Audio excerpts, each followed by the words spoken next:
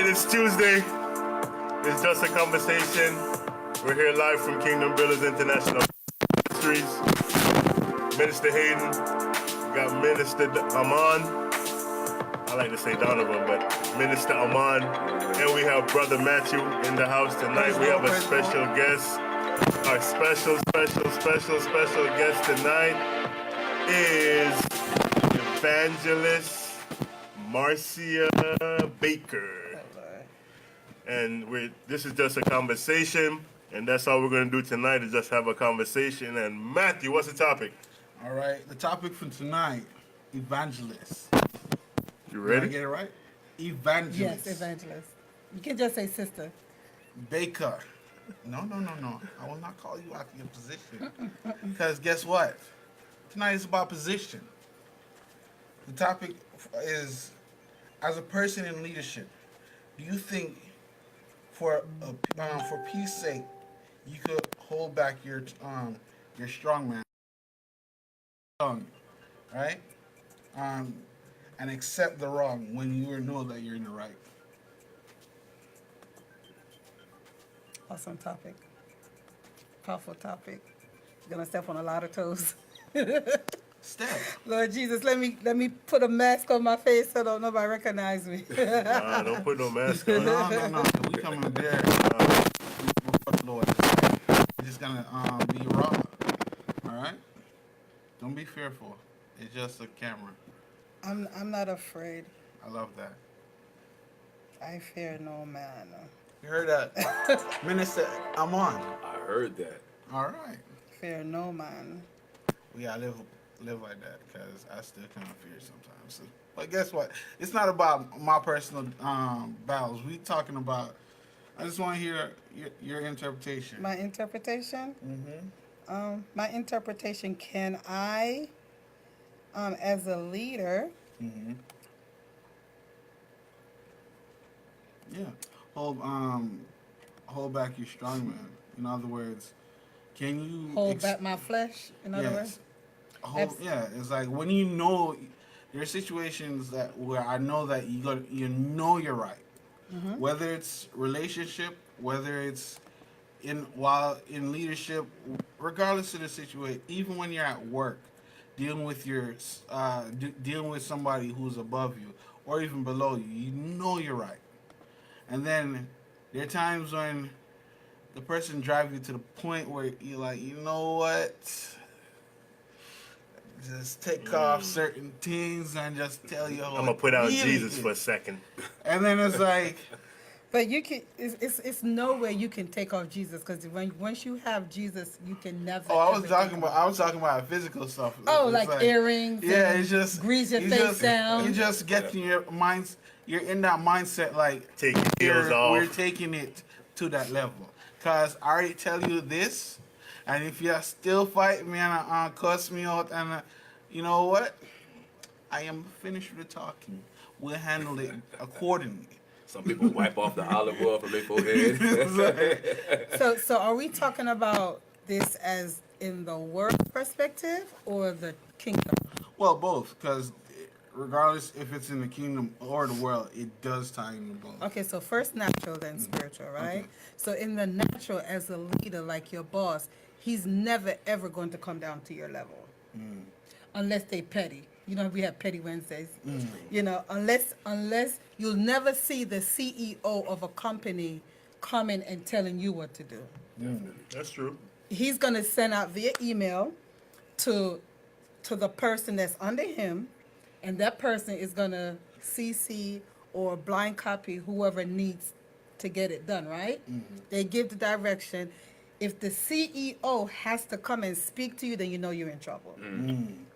So the CEO will never stoop to your level. The CEO will never, even you could talk about the CEO all you want to, you will deal with HR. Definitely. Protocol. Protocol, and that's in the natural. In the spiritual, in the kingdom, what I find that most people eliminate protocol and go straight to the apostle, bishop, pastor. Definitely.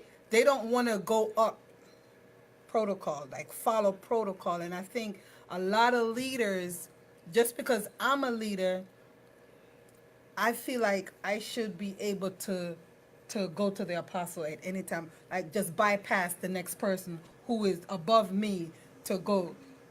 Because now, what I'm realizing in the kingdom is people don't know their identity. Wow. So when you don't know your identity, and just because yes, you are a leader and you should be able to go, there's still protocol that we must follow. Definitely. I agree. A lot of people don't understand what you mean by the protocol, because in Christendom, because even though I've been in church all my life, there's still certain protocols I don't follow because I'm not aware of. Can you explain a little bit what you mean by that? Protocol, okay, like your dad, apostle, is the pastor. And just because you're at church, the protocol is not for you to go right to him just because he's your father.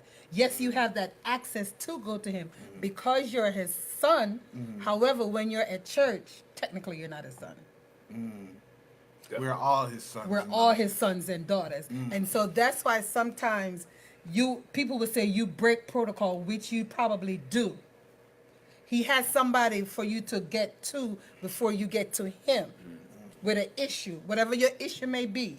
There's somebody in charge. Say, for instance, you're having an issue with the sound. Instead of you going to the person in charge of the sound, you're going to go to him, which is breaking protocol. Definitely. Okay. Because that's not his situation to deal with. He have people set up over that's why we have department heads. So if you're having a problem with a particular person, a particular department, you go to that department head and say, Deacon Dwayne, I'm having an issue with the musicians such and such and such or whatever. But we always, in the kingdom, we have no order, or we want to say protocol. There's no order in the kingdom. And they go straight to the head. And they go straight to the head. And then when the head say, well, did you speak to Deacon? No, I ain't speak to him. I don't need to speak to him. I'm coming right to you. But you're breaking protocol. And that now causes issue in the body. Because then now he's going to feel some kind of way where we're like, why didn't he come to me? May I ask this question? What if the department head goes to the head instead of goes to the person who had the initial problem? Would you call that breaking protocol as well? If the department head, like if there was an issue with the sound, and I went to Minister Hayden, he's in charge of the sound, and I said, Minister Hayden, there's a problem with the sound or whatever, this and that, and he just doesn't deal with me, and he goes straight to the head and says, this person has a person with my position in the sound. Would that be kind of like be breaking protocol? Well, yeah, no. Because if it depends on how you go to him. Everything is done in order. And if you go to him in decency and order, and maybe he feels like sometimes the department head, if you're also a leader and you have to go to another leader, because in your mind you're thinking, I don't. First of all, I don't need to go to him. Let me just. I want to go straight to Pastor, but because I just want to do things right, let me just go to him first. So your attitude is not going to be right. Right.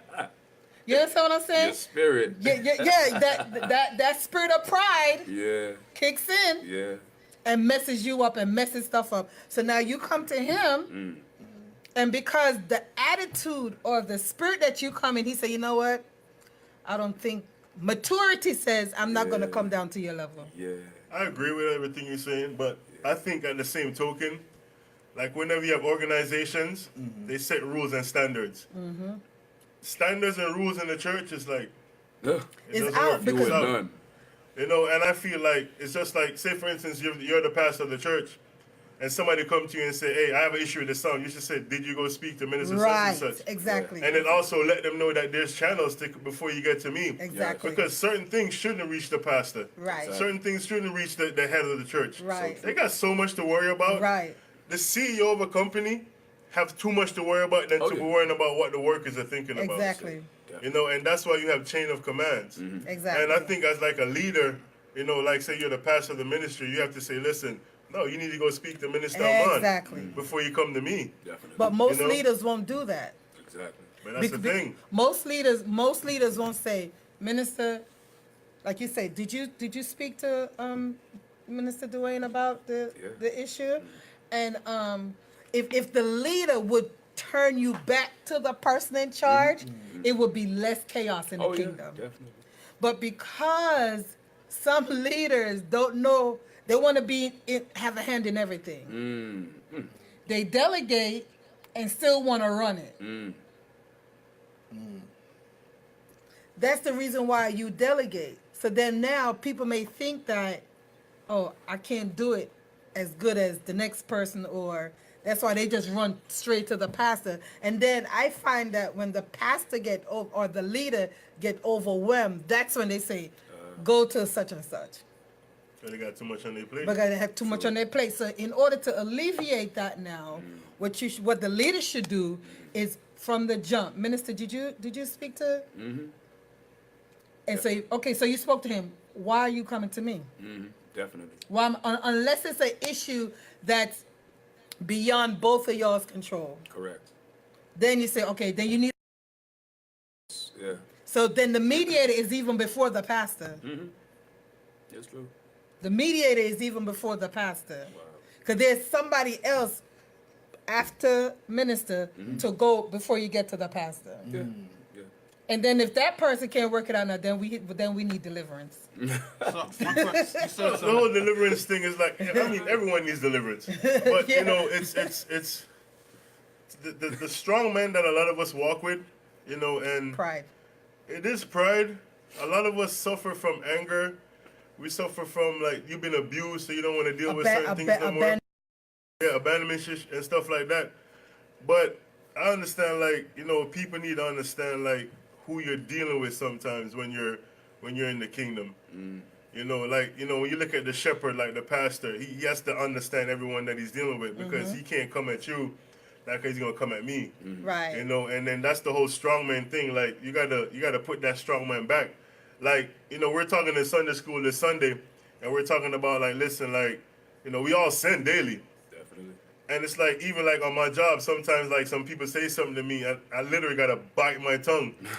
And like sometimes I'm biting my tongue because I can like feel blood because I want to answer or react. Right. But you know, the person that I claim that I am on the job, I have to show people who I am. Exactly. And sometimes it's gonna take that pain. Sometimes it's gonna take you holding back. Yeah. You know, just like when the Bible say, if somebody slap you, you should turn the other cheek. It's tough, Yeah. but we have to do it because then the minute you don't do it, they're gonna say, and you say, you know, or you say you're a minister, or you say you're this and that. And I got to a point where I was tired of hearing that. Or you say you're a Christian, but this is how you act. You have no compassion. You have no heart. You know, I'm coming to you with this, and you're like, okay, whatever, deal with it. You know, and it got to a point where I was like, you know what? I have to, like, work on me. And if you don't take the time out to work on you, don't think anybody's going to work on you but you. You know, and if you allow, you know, Christ to come inside and get yourself stayed in the Word, you know, that helps you build yourself. Definitely. And that's what worked for me on a day-to-day basis, you know, staying in the Word. But that strong man is really strong. Oh, yeah. That's why Paul said your flesh died daily. Definitely. And until Paul was a different animal. No, Paul was ruthless. Paul was different. Paul was ruthless because BC Paul, before Christ Paul, Oh, yeah. Paul was a killer, a murderer. Showed you. So he had to put his flesh had to Die. be dead. Yes. And that's the issue with a lot of leaders in the kingdom. You have a lot of alive people leading, Oh. so they're easily offended. Wow. They're easily offended because their ego get bruised. And we have a lot of people that are so egotistical in the kingdom that they can't, like my mom would always say, you can't see the forest for the trees. Like, you can't see that you're wrong. And I've taken the low road so many times because of maturity. Definitely. And you have a lot of immature people that are in leadership, Oh. and it's a shipwreck. Eesh. And you can't tell them, to them, they may be aged or been in the kingdom for a while, but that don't mean they still are mature in the things of Christ. So to be mature in the things of Christ is to be quiet, to hold your peace, to stand still. And a lot of people are leading who cannot hold their peace or stand still. So that's why their strong men can never take the low road, because they always have to be right. I have to be right. I got to get my point across. You know, and you getting your point across, yeah, but you're causing an offense. Whose point? Your point, you know, because everything is about me, my flesh. My flesh is this, my, and when it's kingdom, it's never my, and it's never ever about you. It's never about me in the kingdom. So, and I think a lot of people need to really learn that. I think a lot of leaders, before they get to certain positions, they need to sit down and examine themselves. No. That's true. Absolutely positive, 100% true. My spiritual father, Apostle Luke Witherspoon Sr., out of Atlantic City, New Jersey, he said the best is the best follower. Oh, yes. When you master following, Definitely.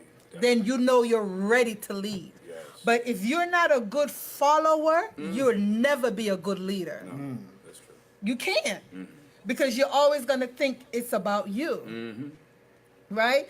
Some people are born leaders, and some people are made, you know, cultured and nurtured into leadership. Right? But born leaders always stand out. Always, you know, you can tell that person is a leader. But then with time, maturity makes that person a good leader. And I think a lot of times people step out of the boat too quick. I agree with you on that. They want to go. It's like they don't want to creep. They want to walk. They want to start running first. Right. Go straight And to the You head, know, right? and you remember like how, you know, Apostle Griffin, you know, how he always teaches us when he comes here, and he let us know, listen, you know, when you're young compared to when you're old, it's a difference, because you get more mature. Yeah. And he always said, don't look at this bald spot in my head and think because, you know, it's up here, that don't mean it's a lot of knowledge in this head. Yeah. And when you listen to him, I wouldn't say he preaches, he teaches. Yes.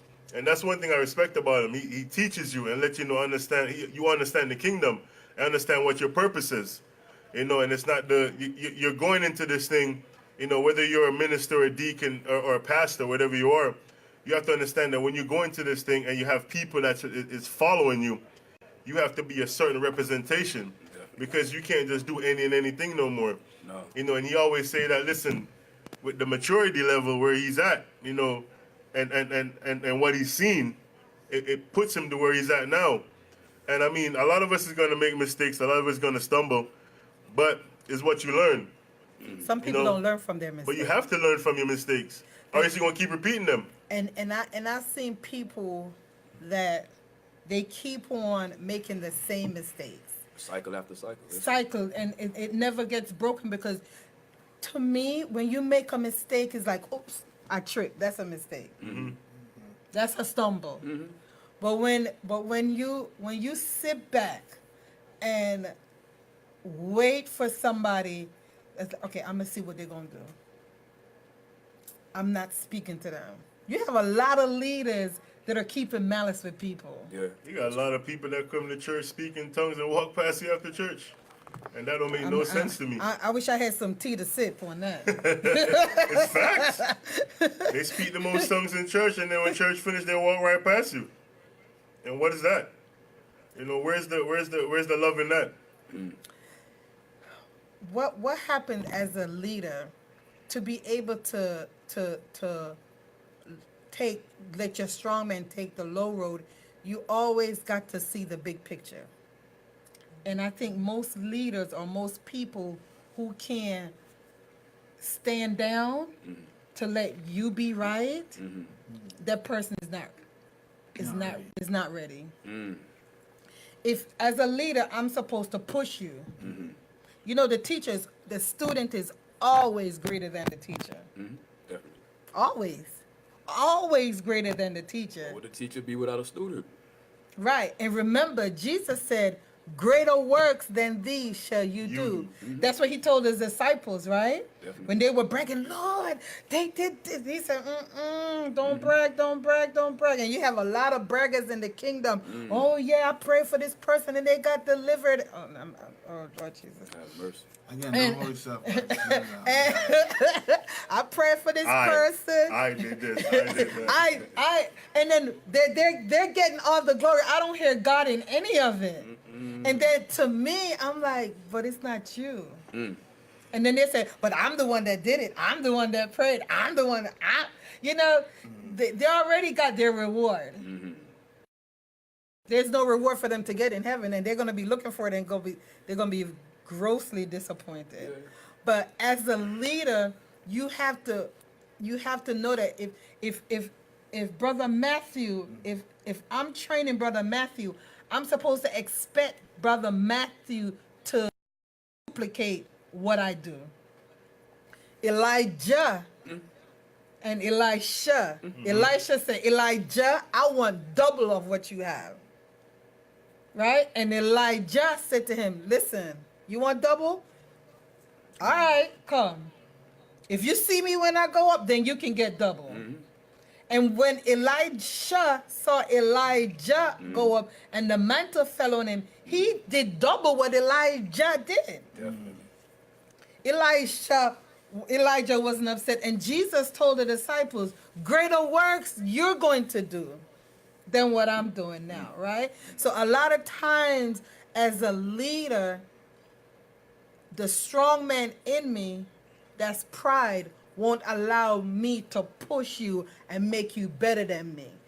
Like my pastor, Kenyatta McLean, she always says, I'm not the only one in here that can pray. I'm not the only one that can cast out demons. And anytime a person or a leader feel like they're the only one in the church can do, that church is in trouble. Oh, wow. Ooh. That's facts. It's in trouble. It's in trouble, right? Yeah. That's why Jesus, when he equipped the disciples, he sent them out. And I think that's why a lot of leaders don't send their people out, because They want to hold them back. they want to hold them back. And I'm glad for my upbringing in the kingdom, because my bishop that I grew up under, he pushed it. And I think that's the old school thing. Because even like with Apostle Nelson, like when you look at like me or Donovan, Minister Donovan, it's like, I never thought I'd be doing the stuff I'd be doing right there unless sometimes he lead. It's like, you know, when you have a father that throw you in the deep end of the pool and say swim? Swim. Sometimes he does that just so he know you're going to make a mistake, but guess what? He wants you to learn from it, not to go and make the same mistake. And then sometimes, you know, I remember like a couple of times I trip up, he'd come to me and say, listen, you know, X, Y, Z. And I had to listen, and when I listened, I took it, you know, it's called what? Constructive criticism. And I had to take it and swallow it and say, listen, you know what? He's trying to make me a better person. Definitely. You know, so when he said, you know what? Deacon, back then, you were like, or minister, you're like, go. You know, you could go do this, which he's pushing us now. You know, he's not holding us back. And it's like, you know, I never understand, like, what did somebody see inside of us to want us to push us the way he pushes us? You know, because we wasn't used to that. So we're coming from straight out of the streets. You know, and the only thing we know how to push is like what we see around us. You know, yeah. But the thing about it is, though, when you have somebody that's pushing you and talk to you, you should know that they want good for you and not bad. And you appreciate it. And you appreciate it. But some people, when they come to you, like people have come to me and asked me, Marcy, what would you do in this situation? When I tell them, they're like, oh no, that don't make no sense. I said, that's and the right thing to do never makes sense. Don't make sense. It's You don't not wanna- that. Yes, sometimes it's the right thing. I'm not going to say it's always, because there are times when people speak on their feelings on what you should do. True. And sometimes, one thing I learned from years of just listening to friends and other people talk, sometimes they just want to vent. True. And True. they're like, they give you that vibe, like, yeah, they really want your answer. But at the end of the day, you just ask them a simple question, like. And then a lot of people would come to you Keep it and ask you a simple. question, but they really made up their mind what they're going Of to do. course. Exactly. That's So it's true. like regardless of what you say. it Like if doesn't somebody matter. asks you your opinion, like Yeah. how would you react? Like somebody asked me one time, how would you react? My husband's calling me. Sorry, babe. Can't talk to you right now. Somebody asked me my opinion one time about how would I react in a situation, and then when I tell them how I would react, they were like, "You wouldn't react, no." And I said maybe 5 or 6 or 7 years ago, yeah. Whoa. Yeah. But right now, Where I am now. where I am now, maturity says, hold your peace. And it confounds a lot of people It does. because they want to touch and agree. They want to partner to They want you to partner in their mess. co-sign with them.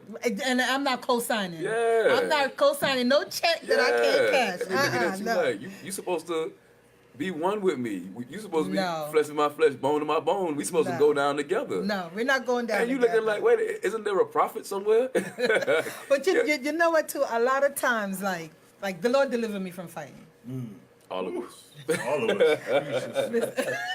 Thank you, Lord. The Lord delivered me from fighting. like people don't. I don't think people understand who they be around sometimes. No. They don't. They Because don't. let me tell you something, man. I have to repent daily. Because sometimes people do some stuff to me, I'll be like, the stuff that go through my mind, I'm like, boy, if you only you knew. In the church. In the church. In the church. And I have to go find a corner and sit down. Yes, sir. And just pray to God, like, God is good. please, like, like pull more out of me, pull it out of me, get it out of me. What? Because people don't understand. Guess what? That's how when situation arises that I know that I feel that Lazarus get. You know, like, cause I grew up with all boys. I had brothers, and then I was the only. I was the only. So I was fighting boys, and my brothers towered over me. Yeah. So I was fighting boys, fighting men, and then they would hit me, and I would try to hit them, and I'm like, "You're hitting like a girl." So I would have to muster up my Right. strength to fight them, so they can feel my hits. Yeah. Right? Because it's no way that a female can hit as hard as a male, right? Oh, you be surprised. I No, don't no, know no, about no, all no, that. I'm saying, What you say, Ruth? listen, Hey, tell her don't abuse it. Tell her to see me, tell her to see me. Be tell her easy, to Ruth. see Be me. easy. I ain't calling no names, but hey, but- mom, how you doing? No, that's mom. I'm talking about your sister. Yeah. Like my brothers, they taught me how to fight. Like I would come home. I remember the first time I had a fight when I was younger in school, and I came home and I was crying, and my brother said, somebody do what? Okay, and they beat me up for somebody beat me up, right? exactly. That's So I had to learn how to fight, and so the next time a boy was trying to fight me, I would stand on the chair to level out with them, and it was a done deal. So I never went back home to say that somebody beat me up because I couldn't go home, right? So as I got into the church, and somebody would say something to me, and I first of all, I'm not arguing back and forth. I'm throwing the first hit. Cutthroat. I'm throwing the first punch. I'm knocking the thing off your shoulder. Yes. I'm stepping across the line. But the Lord had to deliver me from fighting in the natural. And I spin it now in the spiritual because You have to. I fight and cast out demons. And I'm not afraid to do it. So if somebody's going to come to me and say, somebody was arguing with me and cursing at me, how would you react? It is what it is. It is what it is. And I always say one person cannot argue by themselves. No. No. And then that's just way too much energy, right? Yeah. So when the Lord delivered me from fighting, I got mature to realize that my silence and my not doing anything spoke louder than the punch that I could throw. Yes. Right? Because then it shows maturity and self-control. And a lot of times in the kingdom, because most people don't have self-control, that strong man is always ahead and want to be seen. And that's one of the fruit of the spirit, self-control. You got to have self-discipline, temperance, patience, long-suffering. But People don't have that, and they're leading, and they're messed up leading. Well, from what you're saying, it sounds like most of that is stemming from insecurity of oneself. Yes, yes. Because I remember one time I was watching this video about a guy. He was like, "Yeah, when I was younger, I did all this extra stuff in order to go after a girl." And it's like after a while, after some years of like going through this, I accepted who I am. Because in the beginning, I didn't accept, and I thought I had to do all this extra stuff. You talking about yourself? No, I'm not talking about. He probably is. I said I was watching a video about was watching Oh, okay, a video. okay. Yeah, so he was saying, he was like, for this. He was just saying, when I was younger, I did all this extra stuff in order to, because I thought this is what I needed to do to be with someone. And he's like, no.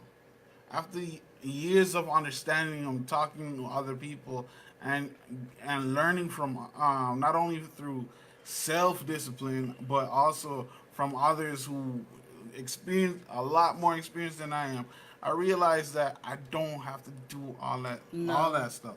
And because I became more secure and because he found himself and realized his truth, he's like, I don't have to do all this stuff.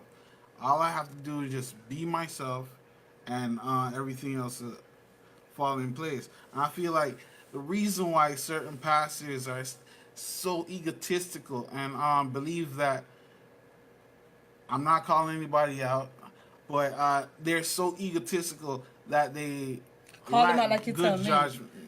I'll just not call messing. names, but if you know yourself, you know yourself. To not be able to take direction from someone who's under you when they're trying to see, when you know in a truest sense that person is only looking for the betterment of the ministry, and believe that your diction is the only, what you're saying is the truth, and you're not accepting other things. Any kind of change is because you're not fully secured. No, and that is true. You have a lot of insecure people that are leading and coming into leadership, and oh Jesus help me God, Lord. Because I think like growing up they lack attention, so they seek. It shows up, right? It shows up in their adulthood. I'm not gonna say Yeah. in their, like, see, as a young child, because I was the only girl in my family for a long time before all my other female cousins come, because like all my aunts and uncles, they were having boys. I was the only girl till maybe about like, I was like maybe like 8 or 9. So I got a lot of attention. And like all of my aunts, they had, my uncles, they had boys. And then my aunts, they had boys. And so like people in my neighborhood, I was like, you know, in Jamaica in the tenement yard, I was like the only little. So like, you know, I was around boys, so I got a lot of attention. Yeah. I was protected by them too. Nobody could mess with me. I could walk in the baddest lane and everybody would, Your I would be confidence was protected. there. My confidence was there, so I didn't lack any insecurities or attention. So when I became an adult, seeking attention didn't bother me. Yeah. Like even when I post on Facebook, if nobody like it, Yeah. I'm not posting for likes. Exactly. You understand what I'm saying? So I'm not seeking attention, and I know a lot of people, they're attention seekers. If they want to eat something, or what should I eat, or what should I wear, or do you think this look good on me, or you know what I mean? Me, I put it on whether it look good or not. Like selfie, you know what I mean? The pose that. Church flow, really? You're looking to see how many people like your outfit, and you know what I mean? But So they're doing it for the likes, not the love. they're doing it for the likes, and not because they want to show Christ or say they really going to church, but to see how many likes their picture gonna get. No, people are gonna like you for who you are, and as a leader, so many people are leading with insecurities. Their mama didn't love them, their daddy didn't love them, and they lack so many things. My father wasn't there for me, but I had an awesome stepfather. And then once I started going to church, the man of God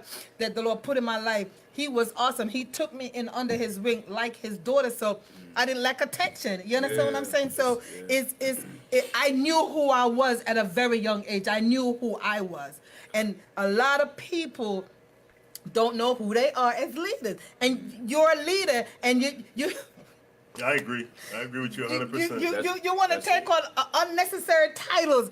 The other day I saw somebody on Facebook. There was Archbishop Apostle. I was like, what the devil is going on here?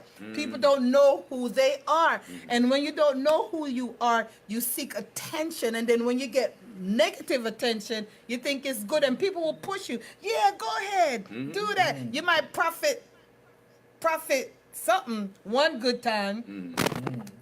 Then now you think, oh Lord Jesus, let me stop before somebody think I'm talking about them. But we have to be careful of how we allow a piece of our flesh. Oh yeah. The Bible said the word cut and divide, so if they feel like it's them, it's them. You know what? This morning I was in Corinthians, where the different people were bragging, and Paul said, listen, I'm not boasting in nothing. I'm sitting up in jail. What can I boast? How can I boast? And I was cracking up. And I said, Paul was something else. He's like, I'm boasting in my tribulation. Yeah, I'm locked up for preaching the gospel. Yeah. They get locked up. What was he locked up for? For preaching the gospel. Whose gospel? Jesus Christ. Not about yourself. Not about yourself. Not because you run upon somebody because you bad and you locked up. That ain't for Christ's sake. That's because you running your mouth and somebody pop you in it, and then you trying to defend yourself now in the physical because you done did something to cause yourself to be in trouble. Let me tell you something. Being a leader, you have to stand out. Definitely. And you have to be different. People would have to come to you. People should be able to come to you with any situation, and you keep your mouth and not broadcast it all over be Facebook. Different. Yeah. Set apart. And that's the thing that a lot of people, they want to be with the in crowd. You know, I remember when I was in the world, my favorite song, Money, Power, Respect is What You Need in Life. Remember that song? I think it was by the Goonies. Who sung that? The Goonies? I think it was. Little Kim and Oh yeah. I remember that. Okay. Biggie was in there. Yeah, and so when you grow up and have that mentality, like, okay, you need the power. I mean, you need the money. You get the power, then you get the respect. But it doesn't work like that. You know, and once I came into church and started taking church like serious, I started to understand like that's not what it's all about, because you can have the money, you can have the power, but you still won't get no respect. Because respect is earned, it's not given. Yes. And leaders need to learn that, like, respect is earned. It's not earned. because you are Archbishop, whatever you say, I'm going to come in here and bow to you. No. You got to earn my respect. That's But- it. And the same thing for me. You know what I mean? Vice versa. But you know what too? Like you say, kids respect an adult that respects them. Yeah. Like every kid that I know, they either call me Miss, cousin, or just Marcia. Because I don't allow them to just call. If you yay high, you are not just gonna call me Marcia. You're gonna put Sister Marcia, Cousin Marcia, Auntie Marcia, something. Something is going before it. And if they say Marcia, TT Marcia, or Auntie or cousin, like, you know, most of my cousin's kids call me aunt, or my girlfriend's kids call me auntie, you know, or Gotti, you know what I mean? Some of them I'm not even their godmother, but they respect me as such. And I don't tell them, oh, you gonna respect me? No, you No, have to. automatically. Listen to this. My goddaughter, I'm gonna put her out there. My goddaughter, Tirza Witherspoon, she got pregnant and she was scared to tell me. Wow. She was, and her mother said, her mother was like, you better call your godmother and tell her. Yeah. And I saw a picture of her on Facebook. I'm like, she's real thin. Then I was like, hold up, what's going on? And I inboxed, I was like, what's that I'm looking at? She was like, oh my God, I didn't want you to. I was like, why is Facebook telling me that you're having a baby? Yeah. You know what I mean? She was so upset. Yeah. She didn't want me to find out. Yeah. Because she knew I was going to get her. The level of respect. The is level there. of respect. Course, definitely. That's what I'm talking about. And she's not scared of me. I'm not, was gonna hurt her Yeah. because we gonna have this baby, whether you know what I mean. But my thing was she just know my stance. Yeah. You know what I mean? And she respected me so much. She did not. Her mom said, I kept telling her to call you. I kept telling her to call you. So respect is earned, right? Yep. So we have to, as a leader. He was talking to a young lady, and he wanted to keep himself till marriage. And this young lady was pressuring him. I said, listen to me. Tell her your godmother said, I said, stop talking to her. He went and he broke up with her. My godmother said, I need to stop talking to you. That's it. Respect. Hey, you know, take that man girlfriend away. Listen, she was not the one. Here's the thing I don't She was not the one. Here's the thing I don't understand She about was what you not the said, one. All right? Well, you just said that she was fearful to talk to you out of respect. But she wasn't fearful to bring it up to her mother. Right, no, because when her mother found out, she was fearful of her mother too. Oh, okay. She was. But then when her mother found out, her mother said, call your Aunt Marcia. Call your godmother. That's another thing I don't get about like I don't feel like respect should cause you to be fearful to go to the person because you know their stance. Right. I feel like respect is if you really truly respect a person. Yes, you might not like what they have to say, but Right. you're able to go to them. That's the part that I kind of like with what your niece Well- did. Even though she was fearful of your opinion on the situation, and her mother tried to tell her, yes, you need to talk to her because she understands that yes, you are fearful, but at the end of the day, because I respect you, I'm going to not try to hide the situation from you. Right. I'll True. bring it up to you. So I feel like when you truly respect a person, there's even if you're completely terrified. You can of their respect opinion, somebody to where you don't want to disappoint them. Right, and, Yeah, and, and, but- and I think that was the case. It wasn't like It's she was. reverence. It was Yeah. right. She knew that I would be disappointed, and she didn't want to disappoint me. You understand what I'm saying? Because no, I support her 100%, 100, 300%. I support her, right? However, she just felt like I was gonna be disappointed in her. And that's the thing. Like your dad would if something happened, you would tell him, but you would wait a while, cause out of reverence and respect, you'd be like, hold on, let me get myself together before I tell my father this.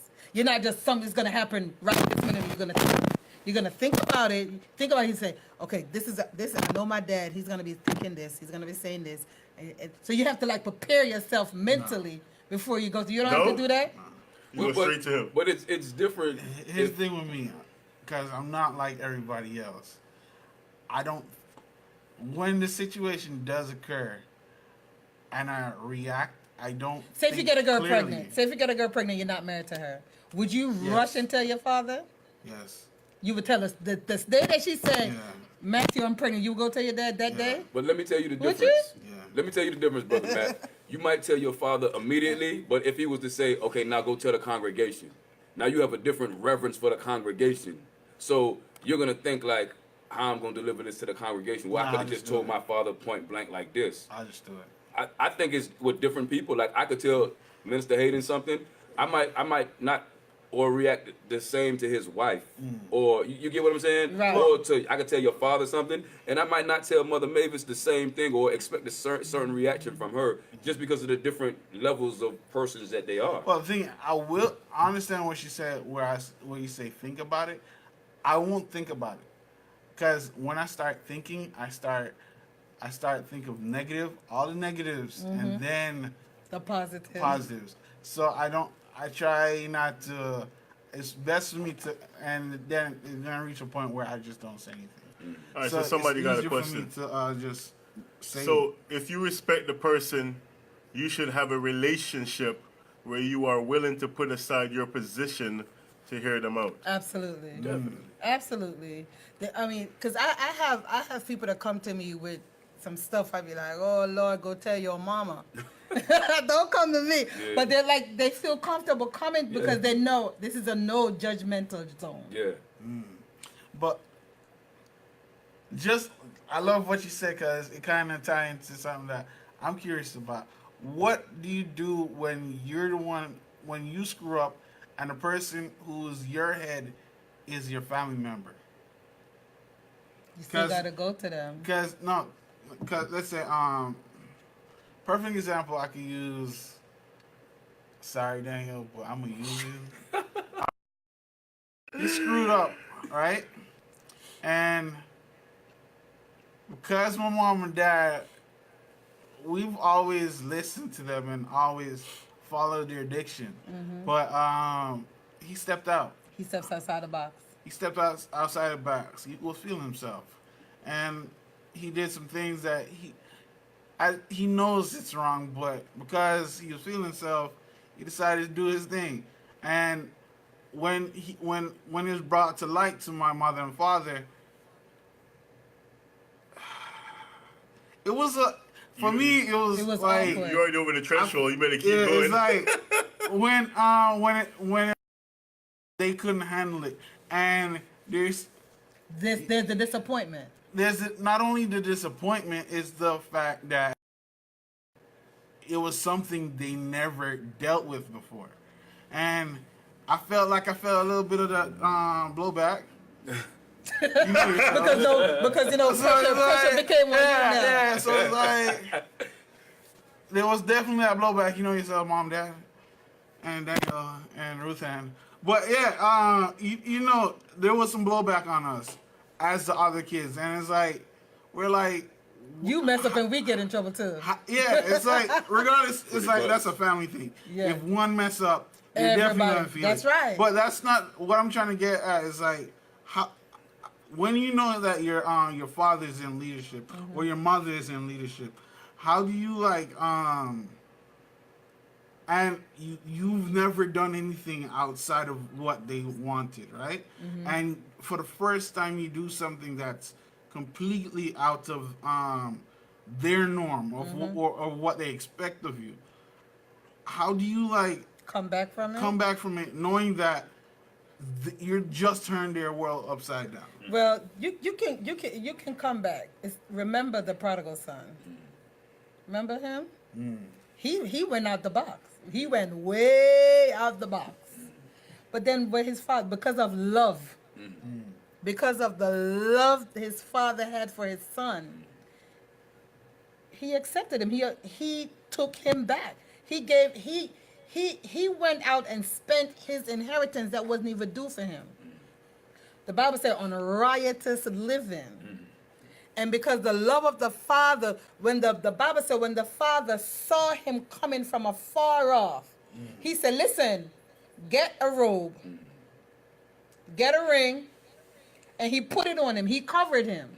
And that's what fathers do. That's what leaders do. They cover. I'm glad you said that. They don't expose. Yeah, I'm glad you said Immature leaders expose.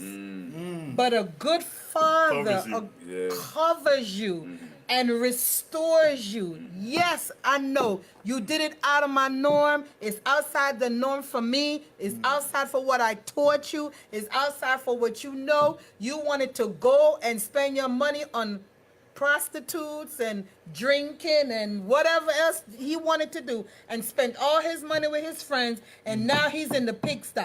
And he thought about it. You know what? Ain't no place like home. Let me go home and tell my daddy. And the love that the father had covered him, gave him a celebrate. He celebrated him.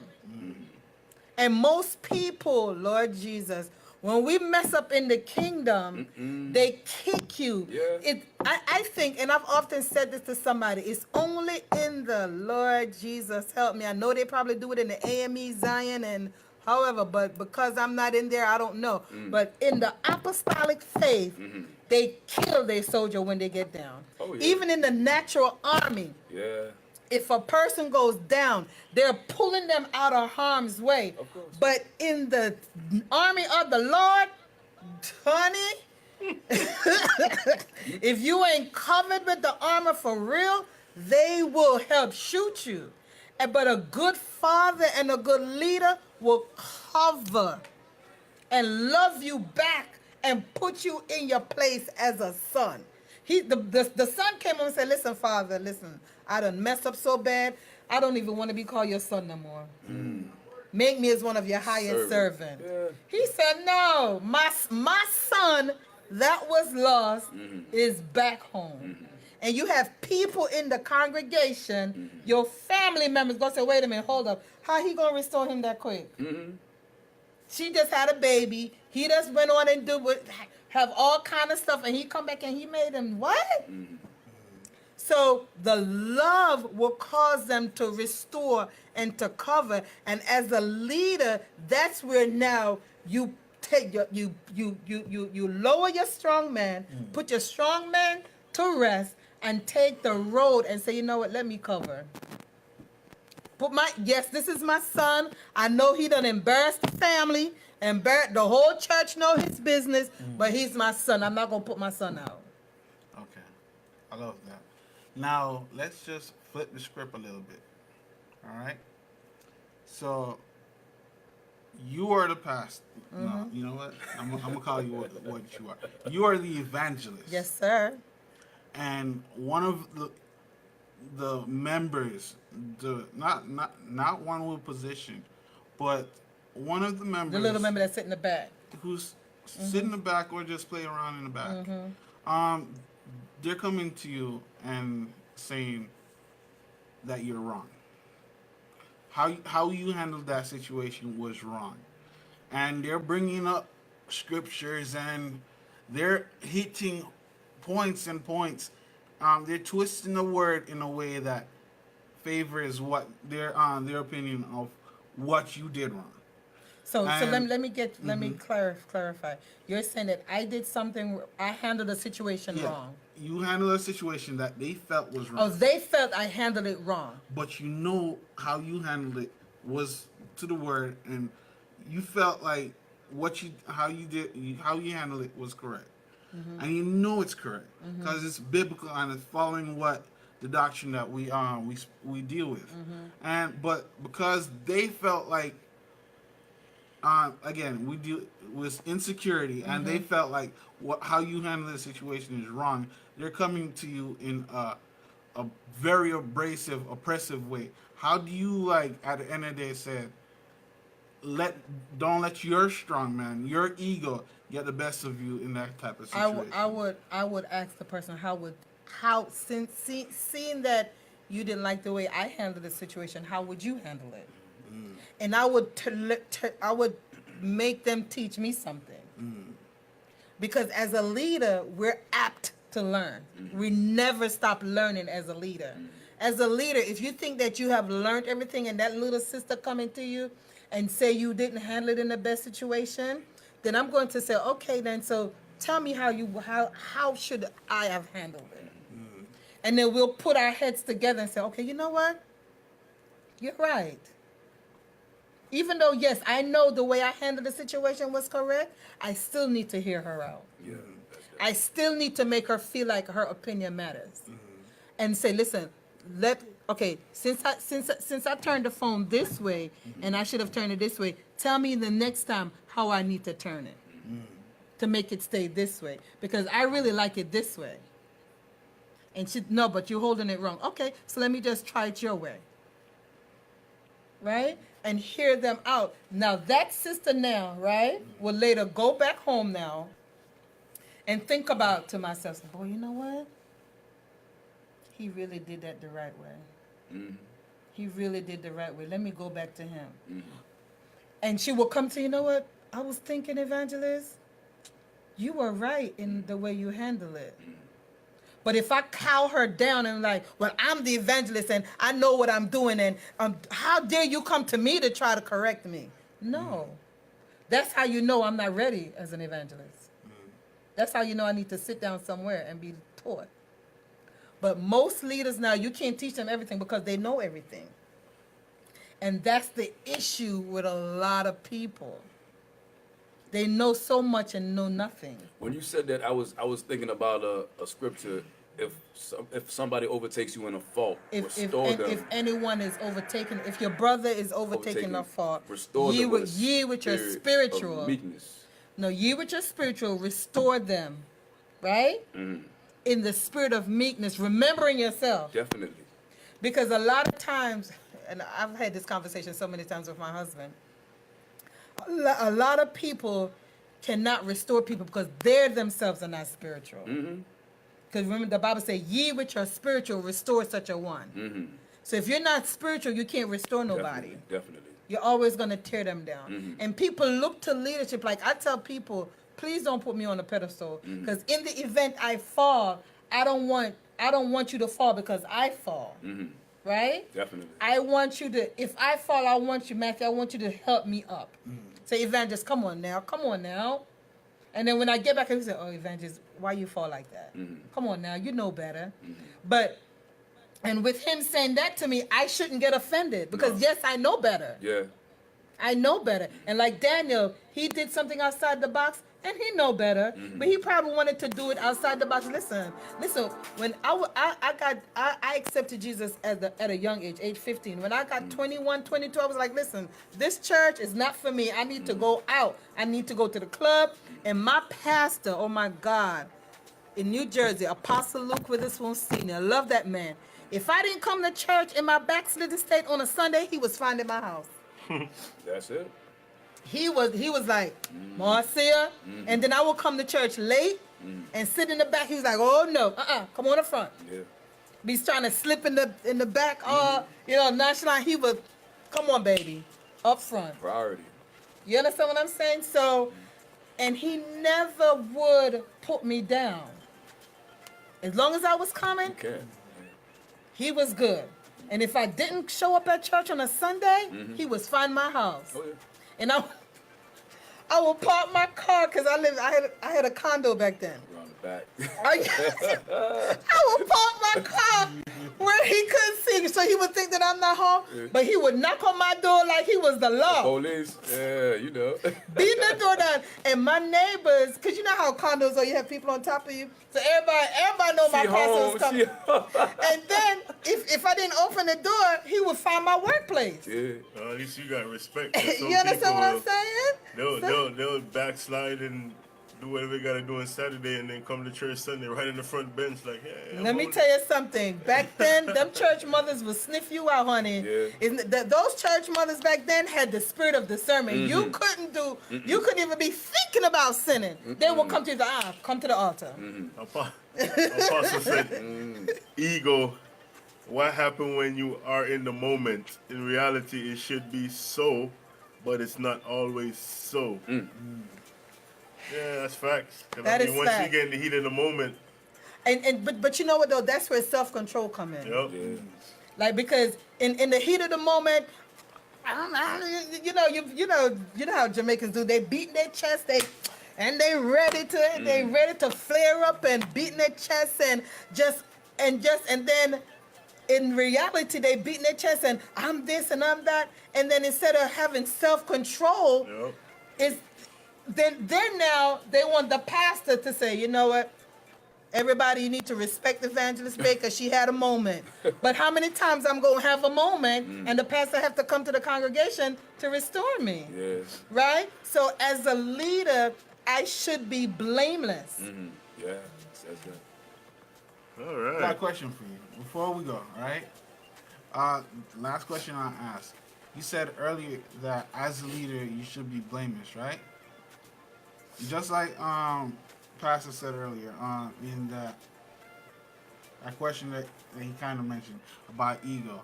He says that, yes, we know better, but there are times when the moment does happen, right? And you do flip out because, yes, God is there, but the strong man just step out on the scene for a quick moment and you forget yourself. Do you think you have the maturity, like you said earlier, maturity to say, you know what, I was wrong. I was wrong. I apologize. Are you gonna take the person aside, or would you apologize in a congregation? To me, if I flare up in the congregation, I need to apologize in the congregation. I'm not gonna go in the back to apologize. If I flare up in the congregation, I should expect to apologize to the whole congregation, where the people would say, you know what, wow, it took guts to really come and say, you know what, It echoes. I was wrong. It does. Yes, and it speaks volumes to say, you know what, wow, I honor That's that leadership. leadership quality Yeah, that's in her. leadership. It You know is. what I mean? I'm not gonna. A lot of people play the blame game. Oh, it was the medication. No, it was you. It was your flesh. It was your ego. You know, so a lot of people won't acknowledge. That's true. Come into the knowledge. Listen, I have an anger problem. You know, but not no more. I'm just saying, like, if I had an anger problem, listen, I had an anger problem, and I need help with my anger. So I need to go to anger management. Holy Ghost and all, you need to go to anger management. You know, settle yourself so that you can Yeah, I just see that. so you can do that. See what? Somebody have a question? Yeah. What if you're a parent who believes in God and all the natural things pertaining to Christianity, then you found out that a member of your family that lives with you is gay? That's another topic. Yeah, that's not this topic tonight. That's another topic. But Matter of fact, we should bring you on and you talk about it. But of course. How about that? who asked that question? Somebody from our church. Oh, okay. Well, cause but you know, I know we're going. It all boils down to, as a leader, you have to know who you are and stay in your lane. I shouldn't be trying to go over there trying to overrun. If I'm an evangelist, I'm gonna, and since seeing that I'm an evangelist, I'm gonna do what an evangelist does. That's right.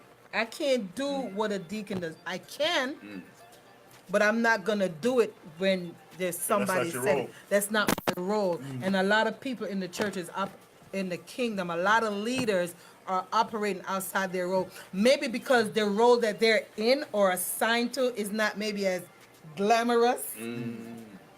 And there's no big eyes or little U's in the kingdom because And we're then, all serving. you know, in the world, it was hard to get to the Don, bruh. Yeah. I don't think you just gonna run up on Yeah, him and like, you can, because you like run you up just on gonna him, open you the door, he's gonna be right there like, yo, what's up? No, because you have people and people in place. Because you want to, what is the problem? Sometimes people just know the voice. They don't even know who the person is. Right. They don't even see him. Like, I remember I was at a conference where we was a couple of weeks ago, and a young lady, after Apostle Desiree had ministered and she had poured out, and they were praying for her, and she was being rejuvenated with prayer. This young lady came and I was like, so she said she wanted to ask the apostle something. So I said to her, I said, is it an emergency? She said, oh, I want my oil prayed for her. And I'm thinking in my head, Anybody you can pray want, for you, I said, you want the apostle to come out of, she done poured out everything. I said, one of the intercessors, you know, I said, you mind if I pray for it? That's Does it. it make a difference? Yeah. You know, because It does. yeah, and it does because oh Lord, that's another topic. We have made celebrities out of these people, and they're not. They made idols. That's Yeah, right. idols. It's, Yeah, it's but you know, more than just- not like that. She's not like that. So you know, and as a matter of fact, I told the young lady, I said, you know what? Put the oil on the pulpit because we're gonna have everybody put their oil on the pulpit, so it'll become a corporate, you know, blessing for everybody. So she felt better. I said, you're not offended, are you, seeing that you can't talk? She said, no, no, sir. But it's the way I approached her. You have And a to. lot of these pastors, they got these positions, and They're not approachable. they don't know how to communicate. They're not Because doing yes, you can read the Not Bible, people. yes, you know the word, but can you communicate to your flock? Can you because not everybody can just take the harshness. Sometimes No. you gotta come. Sometimes you definitely have to come straight, but you got to know how to balance it. But- And a lot of these pastors don't. But a good leader knows the people that he's shepherding. Like the shepherd knows the sheep. That's it. And he knows that brother Minister Donovan will pop off if somebody jump at his family wrong. Or even jump at him wrong. You understand what I'm saying? Because he's from the street, right? You said? And your first mechanism in the street is to defend yourself. Yeah, cutthroat. Cut. What? Yeah. Danger? You kill or be killed. Yeah. So when you come in, you still have that innate ability in you to be a cutthroat, but because of discipline now, you say, you know what? Let me just watch and see what's going Yeah, on. yeah. Let me watch Sure. and see. So as a leader, we have to make sure that we're not. That we know everybody that's under us. Everybody does not. If you have 50 people in your congregation, that's 50 different personality, 50 different characteristics, You know them. 50 different things. Nobody's gonna be the same. And 50 different temperament. So you have to know your flock, right? Somebody said when a leader allows himself to become common with those they're leading, they will find themselves given into their flesh, which is true. But Jesus was really common with people, and the people respected him. The scribes and the Pharisees didn't, but he did what he had to do. Nobody was more common than Jesus, and that's why people was like, "Who's this man? He eat with sinners and wine bibbers and drunkards." You understand what I'm saying? Well, how more common that could be? But it's the respect level that the people around him had. Even Pilate's wife said, "Honey, listen, wash your hand. That man ain't do nothing. Don't matter, right?" So we have to, as leaders, like I honor my pastor. My pastor is not my friend. We're close. And he's not my friend. He is my pastor. He's not my homeboy. We don't kick it like that.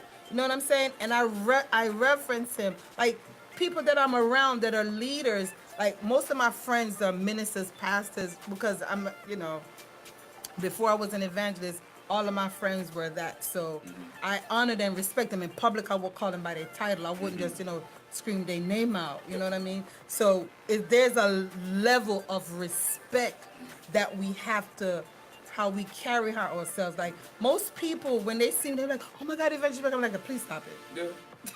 That's how I feel too. Don't do that. Don't do that. But I understand it's the respect that they Yeah. have for me. So I appreciate it, and I don't allow my ego to get boosted up because of that. Because people praise you this week, and next week they say, "Killer, killer, killer." So That's like they did Jesus. that's what they did with Jesus. So as a leader, Hosanna, Hosanna, kill him, crucify him, crucify. as a leader, we just have to know who we are, know ourselves.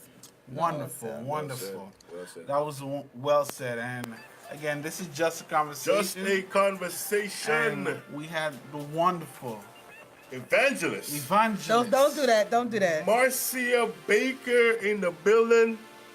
It was an awesome topic. Definitely. It was a great conversation. So, until next Tuesday, Good night. you have to stay tuned to see who's coming next Tuesday. We're not going to leak it. You got to come. Did y'all leak Again, You this got to see one? it. Nah, we didn't leak it. It We will didn't start leak at this one. 8. This one was kept a Never- secret.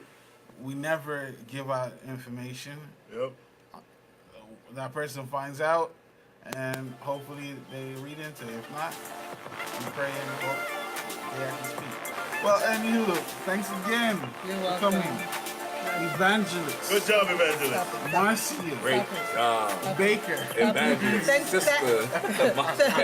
Thanks to Apostle for having me. Thanks, Apostle. Thanks, KBI Ministers, brother and Sister Ruth Ann over there in the background. Thank you for having It me. was our pleasure, was our definitely. pleasure. Good conversation. And once was. again, that's a conversation every Tuesday night, 8 p.m. The host, Minister Hayden, Minister Amon, and one and only brother Matthew. Matthew. So until next Tuesday, see ya.